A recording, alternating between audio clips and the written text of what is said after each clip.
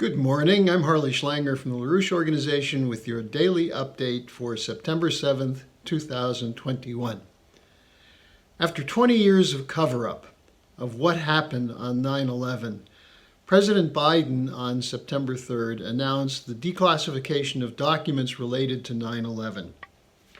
In his statement, he said, "As we approach the 20th anniversary of that tragic day, I am honoring the commitment I made when I ran for president." He said, "I made a commitment then to ensuring transparency regarding the declassification of documents on the September 11th, 2001 terrorist attacks on America." He went on to say that today I signed an executive order directing the Department of Justice and other relevant agencies to oversee a declassification review of documents related to the Federal Bureau of Investigation's September 11th investigations. The executive order requires the Attorney General to release the declassified documents publicly over the next 6 months. Now, this is a long time coming, 20 years, the length of the wars that we've been involved in that are related to what happened on 9/11. I think it's worth taking a moment and realize that there have been thousands, if not tens of thousands of documents that have been hidden from public view by the FBI, by the CIA, by other relevant agencies, and that this declassification is crucial to get at what really happened that day. And Biden, as part of his order, says, "Information shall not remain classified if there is significant doubt about the need to maintain its classified status.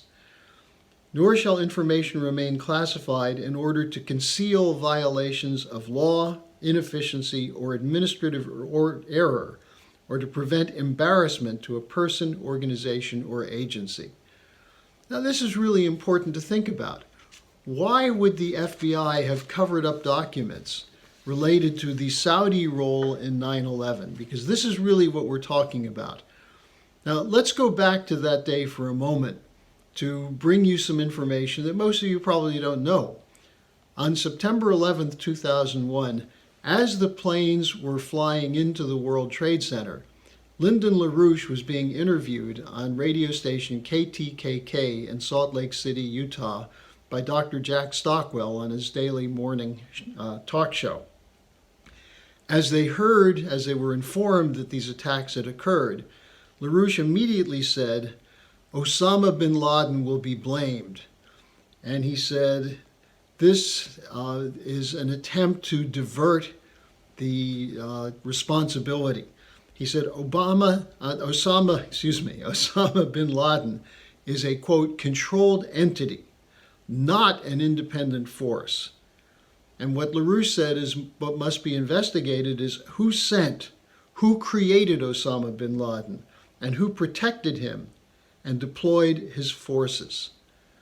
Now, what LaRouche was referring to, as he spoke about later on in that interview, is that the Mujahideen in Afghanistan were created largely by support operations from the CIA and the U.S. intelligence community, initially under the direction of Carter's national security advisor, Zbigniew Brzezinski. There was a July 1979 order that the U.S. will aid them to overthrow the existing government of Afghanistan, which at the time was a pro-Soviet government. It was in December of that year, that is 5 months later, that the Russians deployed troops to protect that government. And from that time forward, actually from July forward, the U.S. was providing arms and training to groups which became known later as the Mujahideen and then later became Al-Qaeda and Taliban. The U.S. was working directly with the Saudis, and it was in that context that Osama bin Laden ended up in Afghanistan directing what became known as Al-Qaeda, with Saudi funding and U.S. funding and training. Now, that's what LaRouche was referring to. And he added that there's no way that an attack like this could happen ordered from a cave in Afghanistan, and that it needed minimally some protection from U.S. sources, from intelligence sources. And he said, this is what must be investigated. We must place the blame and responsibility where it belongs. And that is those who are committed to the United States engaging in a long war, in endless warfare. Now, interestingly, as the Afghan war has been brought to an end and now Biden is moving to declassify these documents, who has been all over the place defending the war and demanding the war continue? None other than war criminal Tony Blair, the former Prime Minister of Great Britain, and one of the people most responsible for building the narrative that justified not just the war in Afghanistan, but then invasion of Iraq 2 years later. Now, Blair, on September 6th, that is yesterday, gave a speech at the Royal United Services Institute, which continued his rant against the United States that we should not have pulled out of Afghanistan. He basically called it an imbecilic decision to give in to public support for the idea of ending the forever wars. And in this speech, he said that we need more wars because we still face the same threat from terrorism. Now, nowhere did he mention that that threat from terrorism was amplified and developed by British and U.S. support, not only in Afghanistan in the 80s, but in Iraq after the invasion of Iraq, in Syria, in Libya with the actions there, and in the bombings in other Middle Eastern countries, that the U.S. and the British and NATO forces contributed mightily to the development of these terrorists, especially the most recent the ISIS caliphate in Iraq and Syria, which was largely built out of U.S. prisons where we put Sunni militants after the invasion of Iraq in 2003. Now, what did Blair say? He said we need a mix of hard and soft power. Hard power meaning military power, U.S. and NATO forces. Soft power, who knows what he means by that? It often is brainwashing, the pretending that you're helping these countries. And what he said especially is we must engage in, quote, nation making, unquote.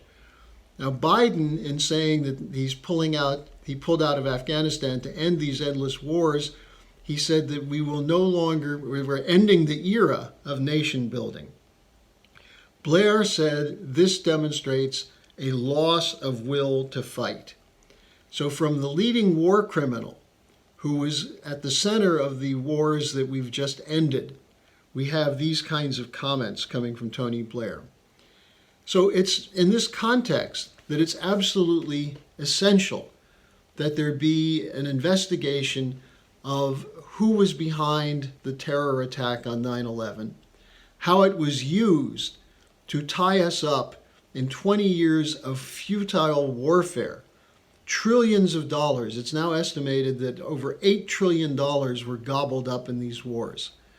Massive loss of life, including U.S. and NATO allies, but especially people in Afghanistan, in Iraq, in Syria, who are the victims of this effort to impose the so-called Western values espoused by people like Tony Blair and Dick Cheney.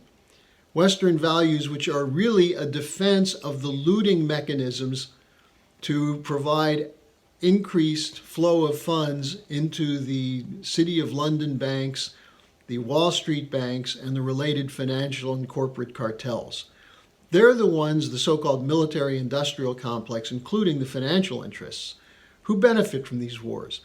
Your security was not improved by these wars, it was made worse. The defense of so-called Western values was not improved by these wars. It was made worse because it exposed the hypocrisy of those who argued they were defending democracy by going in and destroying poor nations, or in the case of Iraq and Libya, nations that were developing.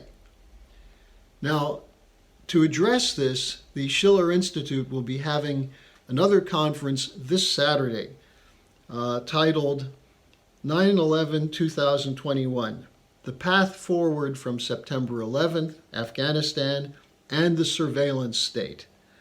And I would urge people to read the statement issued yesterday by Helga Zepp LaRouche titled, "Can the West Learn What Afghanistan Needs Now?" This could be a turning point in international relations, moving away from geopolitical confrontation dictated by imperial needs, financial interests, and the military-industrial complex, into an era of diplomacy, of negotiation, of mutual economic development, mutually beneficial economic development. That's what's in front of us. Pulling out of the war in Afghanistan was crucial for that, and adding now to it the declassification of documents is another step forward. But what is necessary is to put forward the solutions. And that's what we'll be doing this coming Saturday at 2 p.m. Eastern Time with the conference on 9/11/2021. Thanks for joining me today. I'll be back again tomorrow. And in the meantime, don't just listen to these videos, share them, and join the Schiller Institute. Join with the LaRouche organization to mobilize your fellow citizens to understand what's at stake in this fight. Thanks, and I'll see you soon.